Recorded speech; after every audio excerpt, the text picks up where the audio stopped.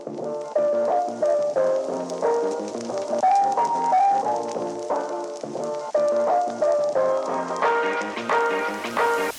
and welcome to the Momentum Ministry Partners podcast.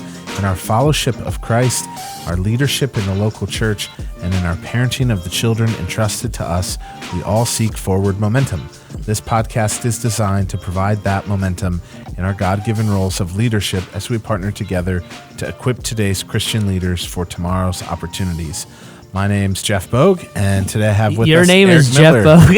I just thought I'd try that. You just went with it? I just went with it. Wow. Oh, I don't mind. You can have all the Jeff Bogue problems. I'll take all the Eric Miller problems. All right. My yard needs mowed tonight when I get home, which you like doing that stuff. I do like doing that stuff. I don't have a Kubota, though. Ooh. That's a key factor. I love my you have Kubota. A push mower. Are you good with this still, or should we just trade back? No. My Kubota may be my favorite possession. Oh, man. I love that thing. It's fun.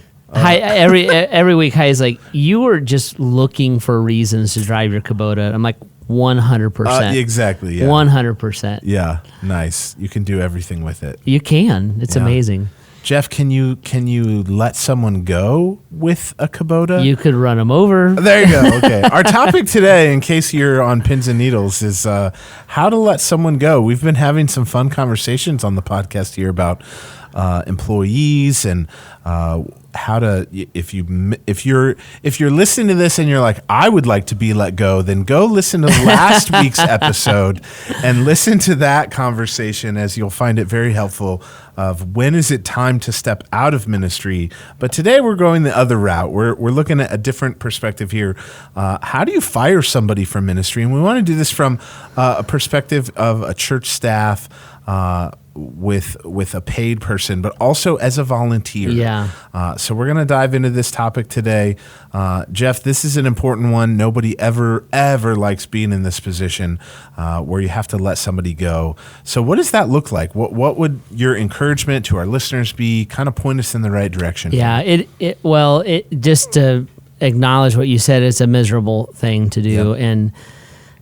And I between Grace Church and Momentum and Heidi and I's businesses, we probably have 250, 275 employees, and this is hands down the most miserable thing to do. So you have done it before. I've done it more times than I ever want to do it, and I'll have to do it again. For sure. In fact, I think we have a meeting later, but the. But it's hard, and you dread it, and all the rest. So what I would say is this: first of all, it should be a process. Like letting somebody go is a conclusion that you reach, not an impulse that you have. So if you are firing people on impulse or in anger, you're a problem, right? There's nothing Christ-like about that. There's nothing healthy about that.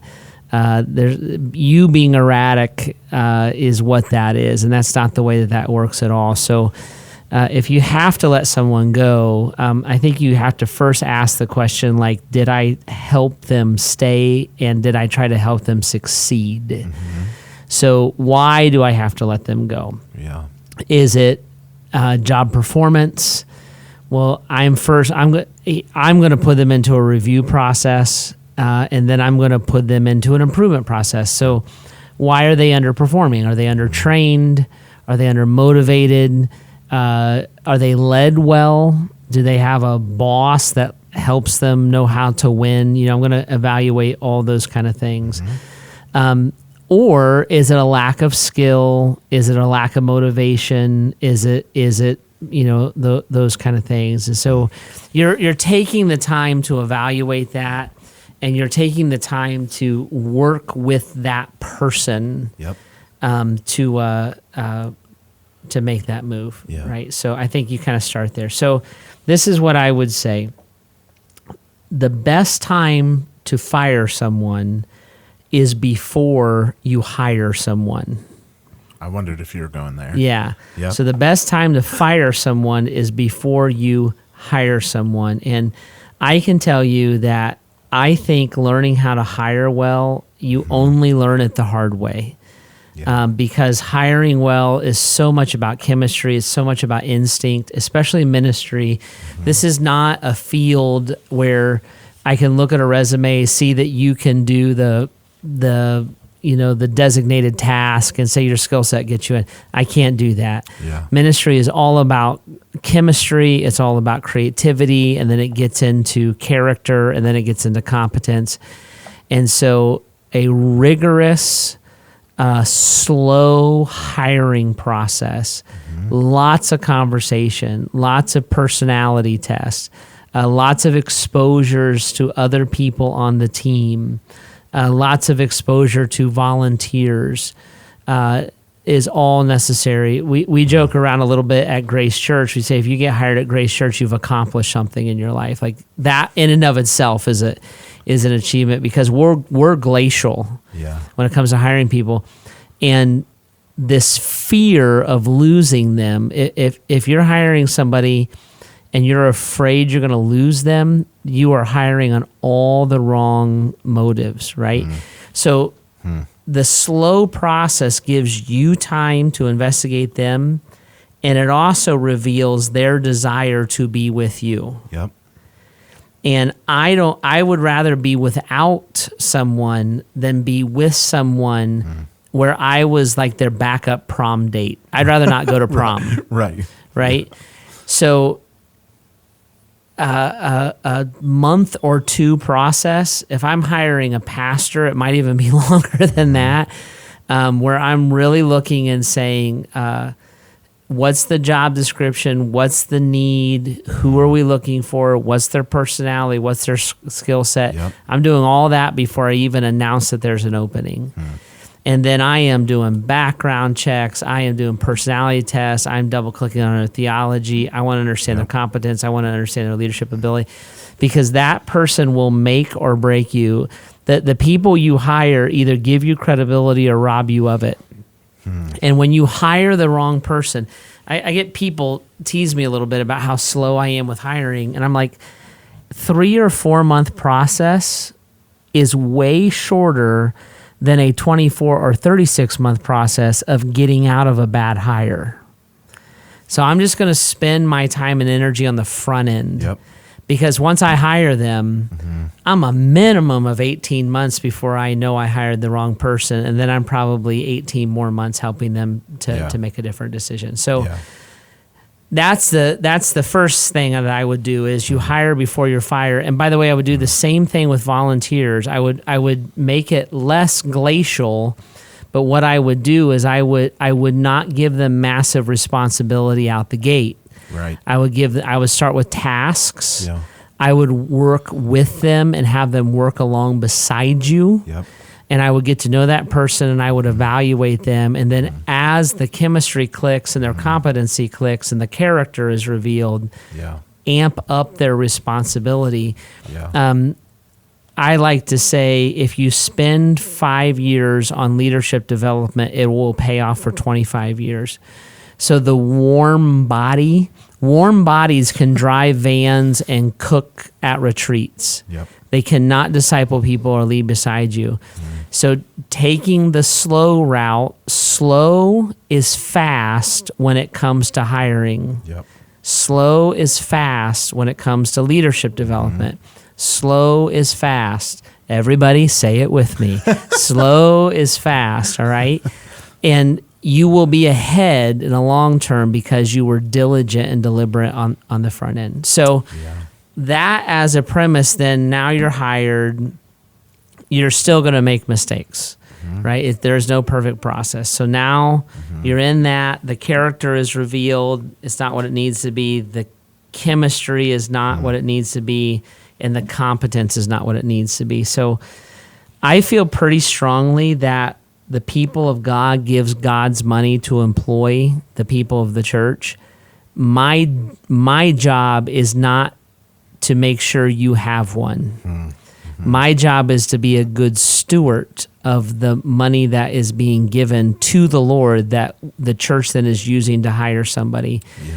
So before I hire someone, what I do, it's always a tense meeting, is I will bring their spouse in, and I will say to them, hey, we're really excited about your husband or your wife, depends on what we're hiring, really excited about them, really want them to be on the team, but I want you to know something. If your husband cannot or will not do this job, I will let them go. It will hurt your family. It will break your relationships with the church, and it will be something that you will spend years recovering from. So before you pack up and move across the country, I was like, this sounds familiar. Yeah. Oh, I did it with you. Yeah, sure. I did it with you and Bethany because I'm like, I'm just being honest. Yes. Yeah. And so before you uproot your life, I think you can. I think you should. I want you to. But I also want you to know I'm not going to sit around for 5 years complaining about I hired the wrong person. I don't know what to do with them. Right. Ready, everybody? I'm going to love them enough to look them in the eye and say, this is not working. Yep. Okay? So I believe when should you fire somebody? You should fire somebody when you regret hiring them. And you need to start looking and saying, just being honest and saying, I made a mistake. You know, it's not you, it's me. I made the mistake. Right. And this is not working. I'm letting you know it's not working. We need to find an exit plan. And the more you're honest with me and the more that you agree and are gracious with me, the more gracious and generous that exit plan is going to be. Because if I, like, just pretend you and I, Eric, if I looked at you and said, I feel like I made a mistake, and you looked at me and say, Jeff, I actually agree with you. I'm like, okay, we're two brothers. We love each other. We're being honest. I'm like, let's figure that out. We don't have to go to war with each other, right? If an employee looked at me and said, yeah, the mistake is you're a jerk, I'm like, now, like, that's the attitude that brought us to this table in the first place, right? So if character is the issue, the process is faster and more abrupt and much, much more painful. If chemistry is the issue, the process is slower and less abrupt, but equally as painful. Because to look at somebody and say, you just don't get along well with this team, they probably think they do. Right. If competency is the issue, I hope that we're agreeing on this. Right. Yeah, Like we've had this conversation before. This isn't the first time. We went into reviews. I gave you an improvement plan. Buddy, it's just not working. Like, we got to love each other enough to say something. Yeah. No, that's good.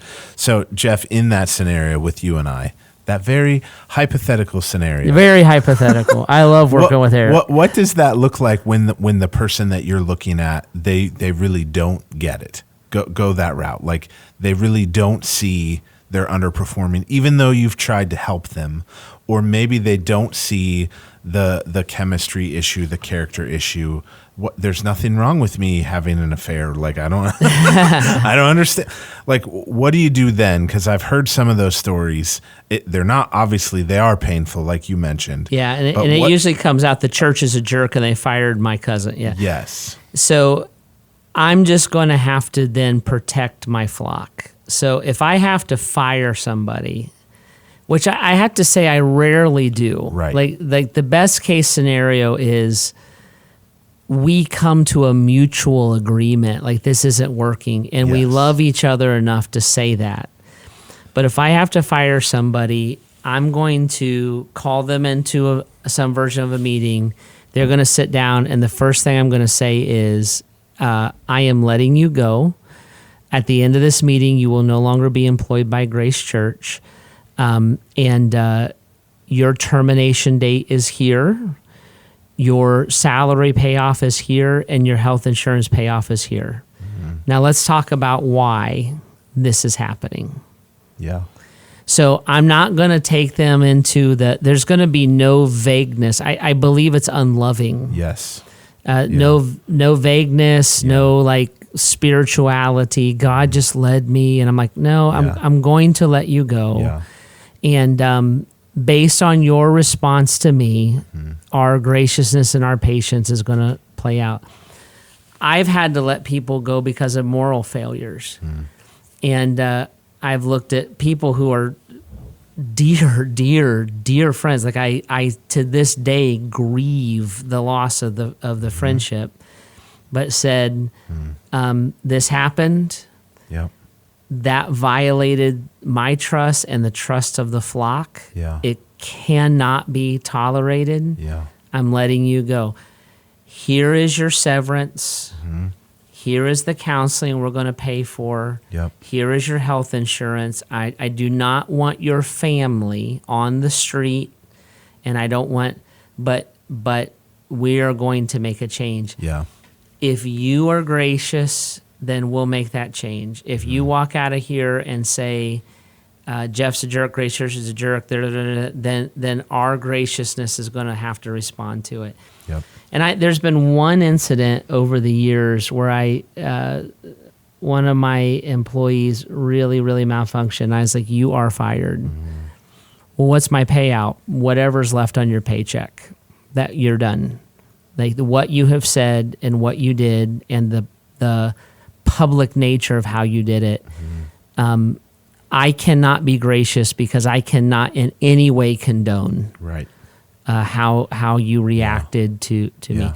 So Yeah. prayerfully, you can avoid that painful stuff, and you talk.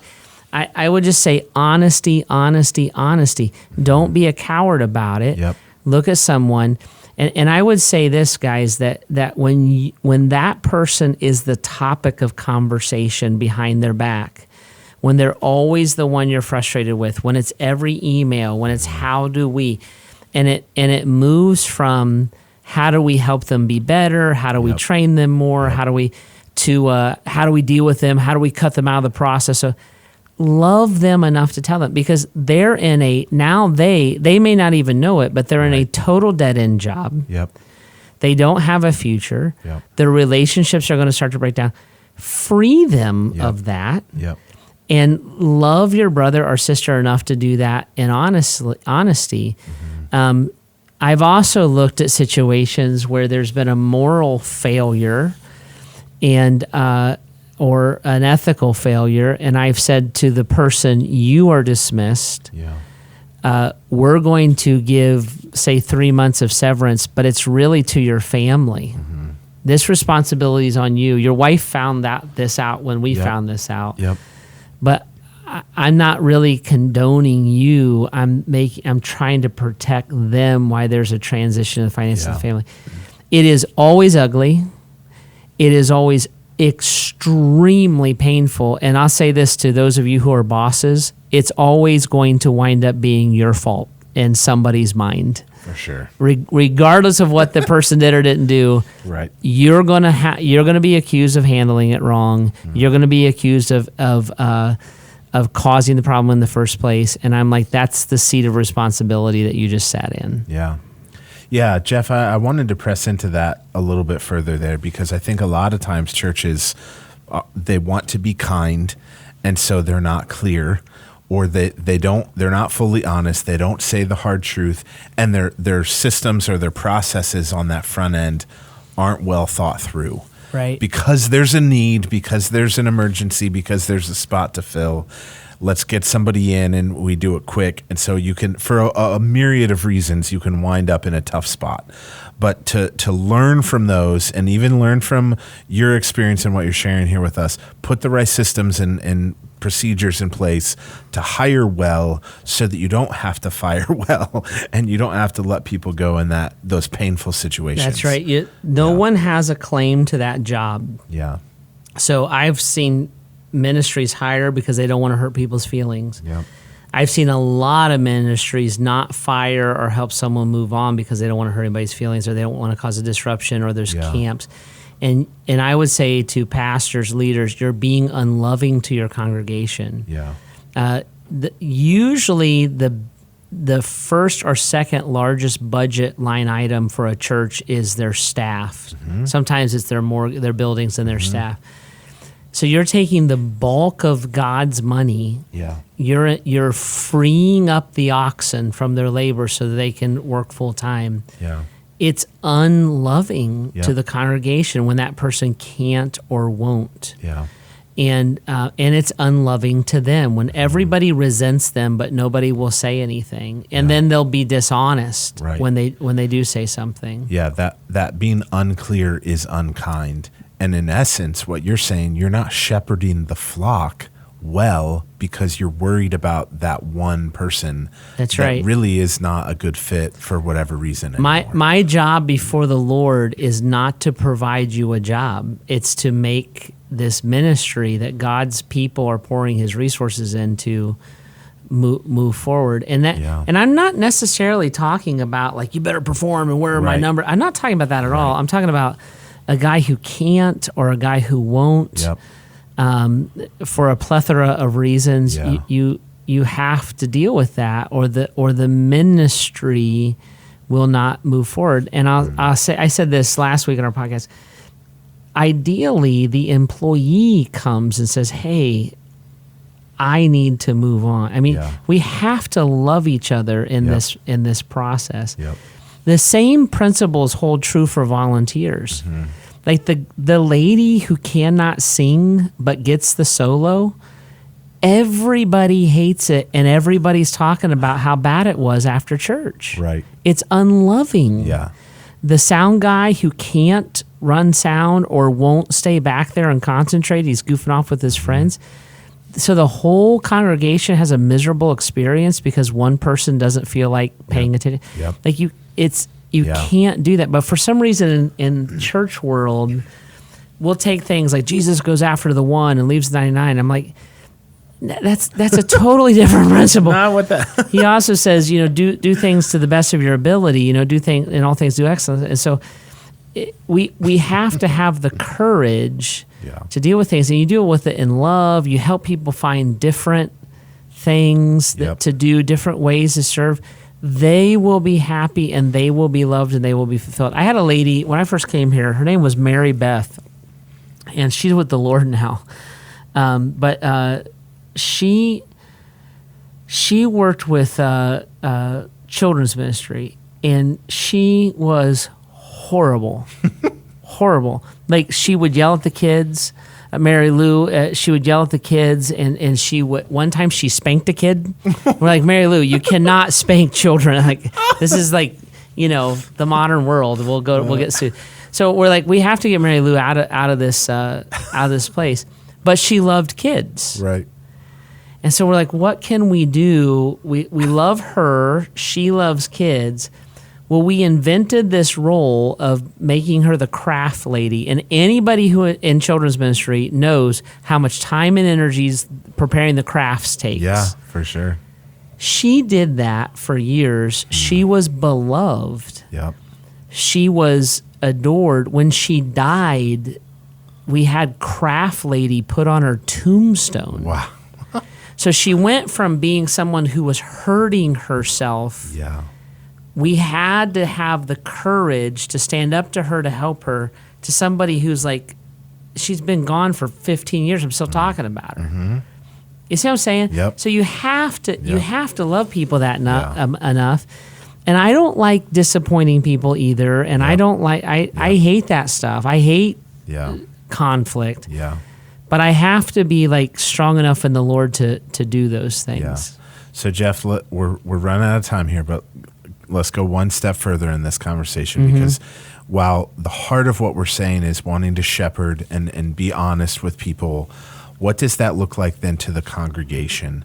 That next step, how do you not allow letting someone go on your staff or even a volunteer in your church cause division? How do you communicate that? What does that process then, just the next step beyond that, look like? Tactful honesty. So the congregation does not get a full report, but they do get full communication. And even when they run into places where you have to say, listen, I just cannot, I need to protect the spouse or the family. I cannot, will not talk about that publicly. So I just won't. Saying that, don't dance around, don't spiritualize. Now, I would also do this. your elders should know everything. So when I have never fired a person without my elders knowing beforehand that I sought their counsel. I started, when I start to get a sense that this isn't going to work, I start to bring them into the loop. I want their counsel. I want their prayer. They're never surprised by it. Yep.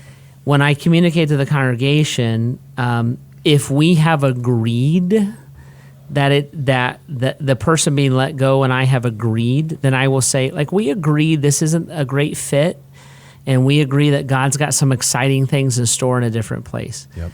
If there has been sin, I will say, so-and-so was let go. There has been sin, and the elders know the details. I'm not going to communicate those. You can talk to me privately. I won't tell you the details, but of course, I'll talk to you more than I would up here. Right. But I want you to know that we've come to these painful conclusions. Yep. If there's an incompetency, the congregation is usually relieved. Yeah. So-and-so's moving on, and we love them, and we really want the best for them, but I came to the pain. I'll blame myself. I came to the painful conclusion that this was not the best fit for them. So I don't dance around it. Yep. It's my responsibility. Yeah. What that does in part is it brings my credibility to the table. Yeah. So you would have to look at me and say, I don't trust you. I'm like, well, then we have a whole nother conversation to have. Right. Right? Yep. So let's talk. Maybe you need more information, blah, Yep. blah, blah, blah. But be honest. But Yeah. the more public it is, the more tactful it is. Well, you said they were moving on. You fired them. Right. Well, you lied. No, they have children who go to this church. Yeah. And I've done this before. You look somebody right in the eye and I'll say that, and they'll feel almost a little ashamed for a second. I'm like, come on, man. Yeah. I'm talking to hundreds of people. Right. I'm not going to do that. Right. Yeah. Well, but you fired them. Of course I did, but we're not going to say that way. Yes. That's mean. Yeah. Yeah. That's helpful. Yeah. Well, I won't believe you till you tell me the story. The right people who are the elders. Do you trust Steve and Bill and Todd? And they know the story, Yep. and we reach this conclusion. Yep. I'm not going to divulge those details. That's not godly. It's not fair to the spouse, the children. I'm not doing it, and you don't need to know. Yeah. If you want to know more, you go ask them. Yep. If they can say whatever they want to say. Yep. Well, they said if they're not quiet, you'll take their severance. Of course, that's true. Absolutely, I will not. We're in tension. Yeah. I'll say that. Like, we're in tension, and we obviously deeply disagree. And I will not have them spouting their side of the story without consequences. So yeah, that's absolutely true. I don't hide any of it. Yeah. Just put it on the table. Put it on the table. Yep. And Yep. I find that the more honest you are, the more credibility you have. But tactful honesty. Well, and I like that too, because it doesn't give the enemy a foothold to That's right. cause further division or drive wedges or any of that. Like that is helping to shepherd well, not only that person that was on your staff or in a leadership role, That's right. but also their family, and then that next tier, the concentric circle, your church. And I would say this plays out in the marketplace as well. Yep. Tactful honesty. One of my favorite sayings is that trust is the currency of ministry, right? Honesty then breeds trust. Yeah. And I'm going to be as honest and open as I can. There should be zero secrets in ministry, but there are times that there is privacy. Yeah. Yep. And I will. You're keeping a secret. I'm not keeping any secret. I'm being private. Churches shouldn't have secrets.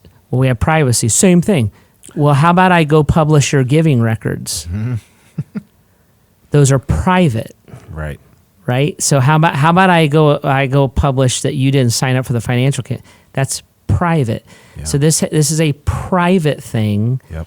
The authority of the church, in our case we have elders, they know the details. Yep. because I have given them all to them. So no, that's very good. So what was that meeting about later that you wanted to have? Jeff, thank you. This is very helpful. We hope that you're blessed and encouraged by this podcast and this conversation. That will do it for today's episode. If you have other topics or questions, we would be honored if you'd submit those to us. You can email us at info@buildmomentum.org. You can DM us on social media and find us at Momentum Ministry Partners. Thanks so much for tuning in. Please subscribe, rate, and review. We'd be honored if you do so. Have a good one.